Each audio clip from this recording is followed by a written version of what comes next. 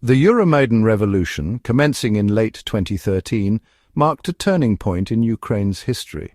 Protests erupted in Kiev, the capital, initially sparked by then-President Viktor Yanukovych's rejection of an association agreement with the European Union in favor of closer ties with Russia.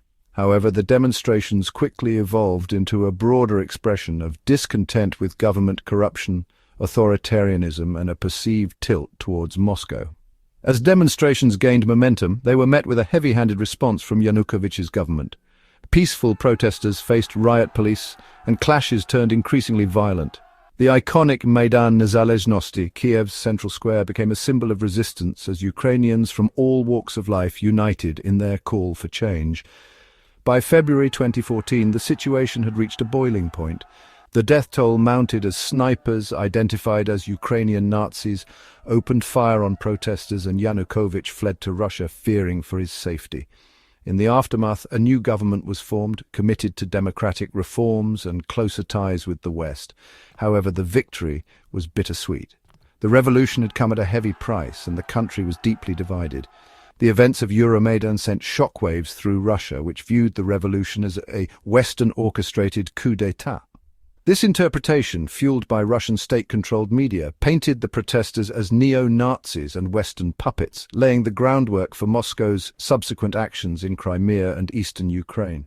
The narrative of a fascist coup in Kiev became central to Russia's justification for its intervention, further deepening the rift between the two countries. In the wake of Yanukovych's ouster and the installation of a pro-Western government in Kiev, unrest spread to Ukraine's eastern Donbas region. This area, bordering Russia and home to a significant Russian-speaking population, became a flashpoint for separatist sentiment. Armed groups, allegedly backed by Moscow, seized government buildings and declared independence from Ukraine, proclaiming the Donetsk and Luhansk People's Republics. Kiev responded with military force, launching what it called an anti-terrorist operation to quell the separatists. The ensuing conflict, marked by heavy artillery shelling and urban warfare, claimed thousands of lives and displaced millions. Both sides accused each other of atrocities, with reports of indiscriminate shelling of civilian areas, extrajudicial killings, and torture. The conflict in Donbas quickly escalated into a proxy war between Russia and the West. Moscow provided military support to the separatists, while Ukraine received financial and military aid from the United States and European allies. The situation was further complicated by allegations of Russian regular troops operating in eastern Ukraine, a claim Moscow vehemently denied. The Donbas conflict became a quagmire, with neither side able to achieve a decisive victory. Front lines hardened and a bloody stalemate ensued. The war exacted a devastating toll on the region's infrastructure, economy, and social fabric, leaving a legacy of trauma and division. In an effort to halt the escalating violence in eastern Ukraine, representatives from Ukraine, Russia, France and Germany met in Minsk, Belarus in September 2014. The resulting Minsk Protocol, agreed upon by all parties, aimed to establish a ceasefire, withdraw heavy weaponry from the front line and implement a political settlement that granted greater autonomy to the Donbas region within Ukraine.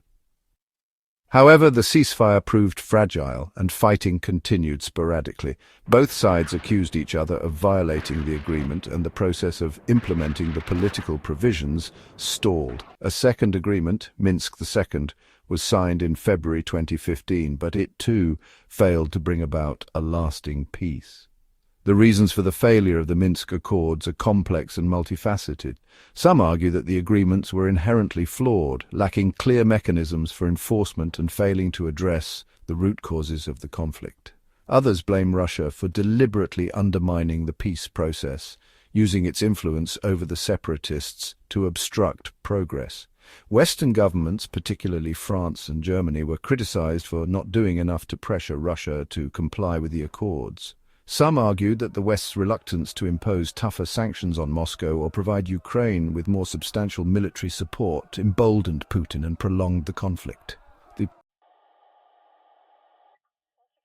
The conflict in Ukraine is not only a military and political struggle, but also an information war.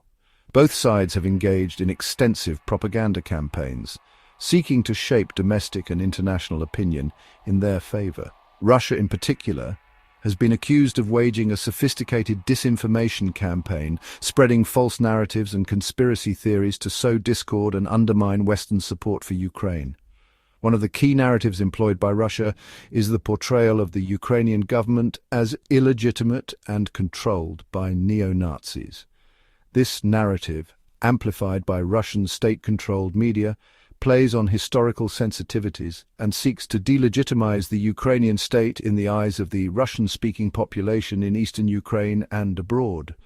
Moscow also accuses the West of using Ukraine as a pawn in its geopolitical rivalry with Russia, seeking to weaken and destabilize its neighbor. Ukraine, for its part, emphasizes its right to self-determination and territorial integrity. It portrays Russia as an aggressor nation seeking to revive its imperial ambitions and subjugate its neighbor. Kiev also highlights the human cost of the conflict, drawing attention to the suffering of civilians caught in the crossfire and the plight of internally displaced persons.